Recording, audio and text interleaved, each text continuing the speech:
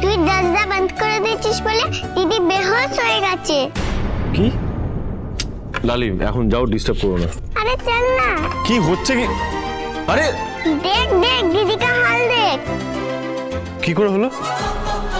দরজা দিয়ে দিয়েছিস না, তাই দিদি ডরে বেহোশ হয়ে গেছে।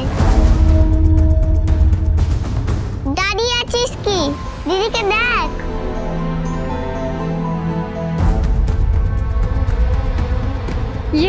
ये क्या हुई रे लाली? बहन को क्या हुआ? कैसे बेहोश হলো? যখন থেকে ওকে দেখছি ভয় ডরে লেশ মাত্র নেই। এইটুকু ভয়েসে কি সমস্ত করে বেড়ায়। পালস তো ঠিকই আছে। डर की कोई बात है क्या साहब? না আমি তো ঠিক লাগছে, আমি না বুঝতে পারছি না। ওকে ওকে তোলার ব্যবস্থা করতে হবে, হেলথ সেন্টারে নিয়ে যেতে হবে। একটু তুলুন ওকে। हमें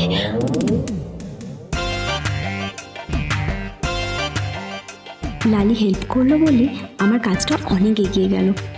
থ্যাংক ইউ লালি ডিয়ার।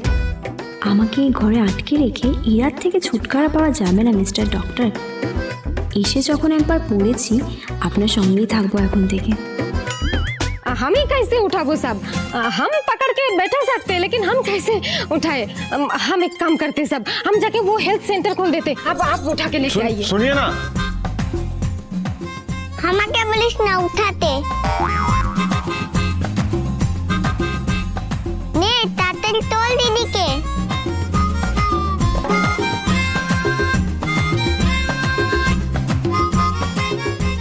दिख से उठाना, गिर ना जाए।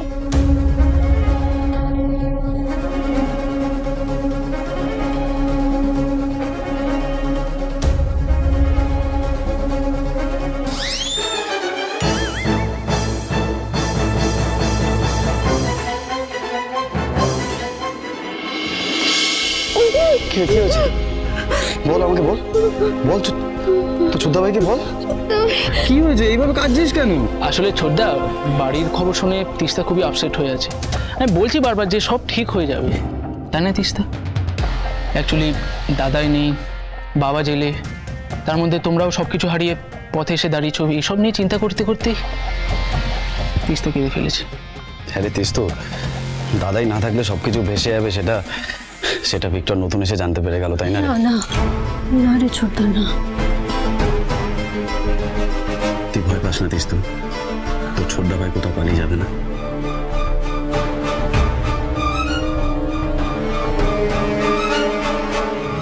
তুই যা ছোট্দা, বাড়ি গিয়ে সবাইকে সামলা। এবার যা করার আমাকেই করতে হবে। আন্টি আন্টি বলছিলাম যে এখন আমাদের ফ্যামিলির যা সিচুয়েশন, আপনার তো এত চেনা জানা আছে, যদি কোনো কাজের। হ্যাঁ ডেফিনেটলি, এত হেজিটেট করো না বাবা। ডেফিনেটলি সেরকম কিছু থাকলে আমি তোমাকে জানাবো। হ্যাঁ আসলে আমাদেরই উচিত ছিল এই অবস্থায় তোমাদের এখানে এসে থাকতে বলা, বাট না না না না, ও সবের কোনো দরকার নেই। ওরা বৌদিদের কাছেই ঠিক আছে। তিস্তু,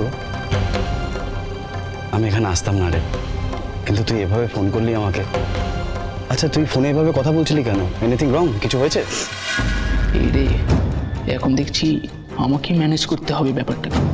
ছোট্টা ভাই অ্যাকচুয়ালি আমি তেমন রোজগার করি না তো, বেকার ছেলে, যার জন্য এসব নিয়ে ভাবতে ভাবতে আমি একদিন বলেছি যে তিস্তা আমি তোমার একদিন যোগ্য হয়ে উঠবো, দেখবি।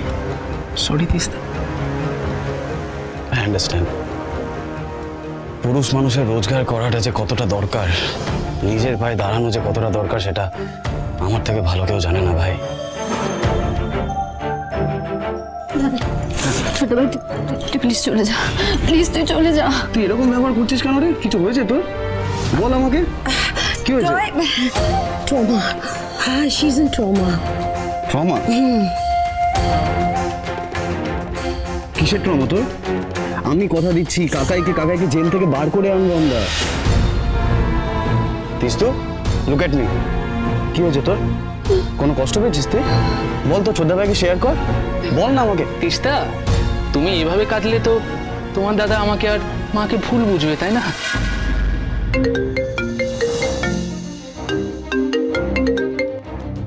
হ্যাঁ বাবা, হ্যাঁ হ্যাঁ, আসছি আসছি। শোন না, আমাকে বেরোতে হবে, বাবা ফোন করেছিল। তুই সাবধানে থাকিস, আর আমি পরিবারের সবার পাশে আছি, চিন্তা করিস না, কাঁদিস না। আসছি, হ্যাঁ, ভালো থাকবি। ভিক্টর, আসছি। না না জয়, যাবে কি? তিস্তা তো এতক্ষণ তোমাদের জন্য স্যান্ডউইচ বানাচ্ছিল, সেগুলো নিয়ে যেতে হবে তো। তিস্তা চটপট এসো, আমরা প্যাক করে দিই। এসো এসো এসো। আমি কিছুর মধ্যে এসে বললাম, ভগবান আমার এই কথাটা আমি কাকে বলবো? ওদের এরকম জটিল সিচুয়েশন না করে দিলে আমি ভিক্টরকে বিয়ে করার ডিসিশনটা এত তাড়াতাড়ি নিতাম না। আই হেট ইউ বৌদিদি। দাদাই, তুই চলে গিয়ে সব এরকম হয়ে গেছে। তুই কোথায় দাদাই, তুই কোথায়? তিস্তা, তিস্তা কি হলো? এসো, স্যান্ডউইচগুলো রেডি করবো তো।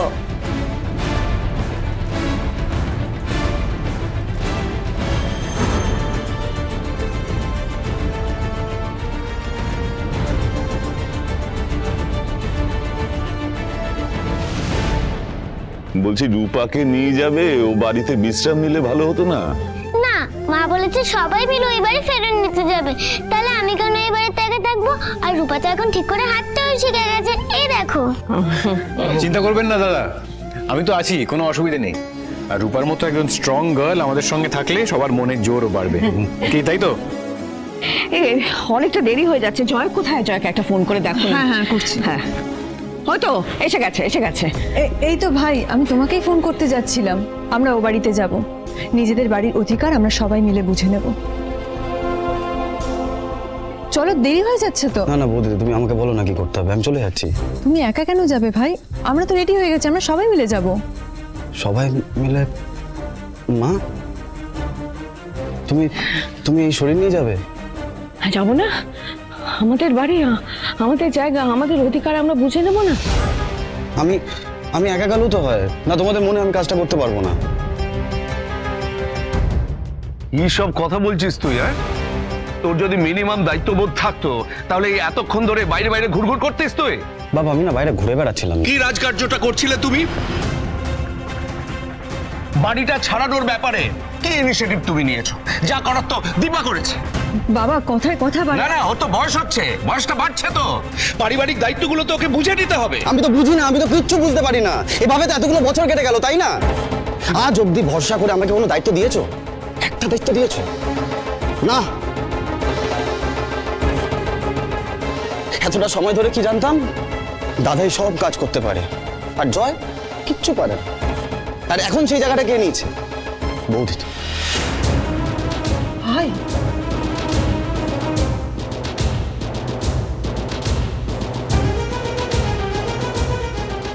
বৌদি সব। বউ দিদি নয়, দিদি। ও আমার মেয়ে, এটাই ওর পরিচয়। জয় এখন। মা, তুমি কি বলতে চাইছো তুমি? আমাকে পরিষ্কার করে খুলে বলো না। তোমাদেরকে বলা আর না বলা দুটোই সমান। জয়, জয়, জয়, আমি বুঝতে পারছি তুমি খুব রেগে গেছো। এতটাই রেগে গেছো যে দীপাকে বেসিক সম্মান দিয়েও তুমি কথা বলতে পারছো না। সেখানে আমাকে তুমি বেসিক রেসপেক্ট দেবে এমন কোনো দায় কিন্তু তোমার উপর নেই, কারণ আমি তো বাইরের লোক। তবু বাধ্য হয়ে তোমায় কিছু কথা বলছি। দেখো অর্জুন, আমি জানি না কে বাইরের লোক কি ভিতরের লোক। ঠিক আছে, তুমি যখন বলছো বলো না, আমি শুনছি। বুঝে কথা বল জয়, তুই কিন্তু বাড়াবাড়ি করছিস। থাক না, থাক না দাদা, সব সময় বাড়ির ছেলেদেরকে নেগলেক্ট করে বৌমা বৌমা।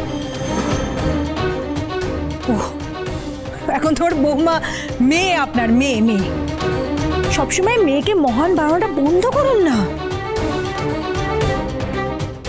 দিদিভাই। সূর্যর মতো যদি জয়টাও সবকিছু ছেড়ে চলে যায়,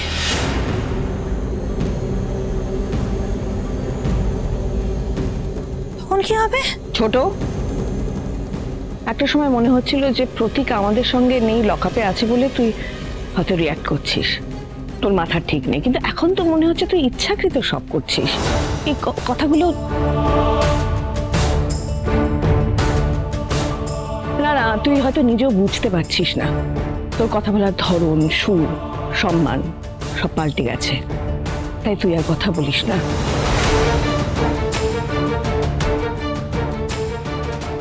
কথার পিঠে কথা হতেই থাকবে জয়। আমার তোমার কাছে একটাই রিকোয়েস্ট আছে, একা যেও না। এই সময় একে অপরের পাশে থাকাটাই কিন্তু বুদ্ধিমানের কাজ। তোমাদের লড়াই করে নিজেদের অধিকার ফিরে পেতে হবে। ওই পারিজাত সেন নিজের সবটুকু দিয়ে চেষ্টা করবে আমাদের মনোবল ভেঙে দেওয়ার। এই সময় হাতে হাত রেখে একে অপরের পাশে থাকাটা খুব দরকার। তারপর কি বলতে চাইছিস তুই?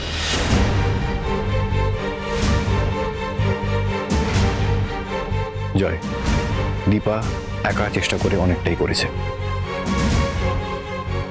আমি ওকে যতটুকু চিনেছি এইটুকু বলতে পারি, ও নিজের মেয়েদের জন্য কিন্তু বাড়িটা ফিরে পাওয়ার চেষ্টা করছে না। একদিন দাদা বলেছিলে আমায়, সেই দাদার অধিকার থেকে এতগুলো কথা বলে ফেললাম, বাকিটা তোমার উপর।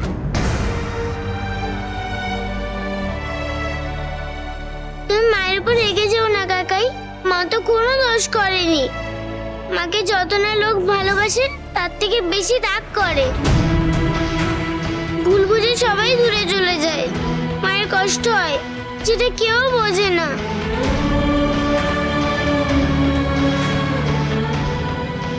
চলো ভাই, ওদের সঙ্গে নিজেদের হিসেবটা আমরা বুঝে নিই, আর আমাদের হিসেব আমরা পরে বুঝে নেব। এসো সবাই। চল দিদি ভাই, তুমিও হাত দাও, এসো।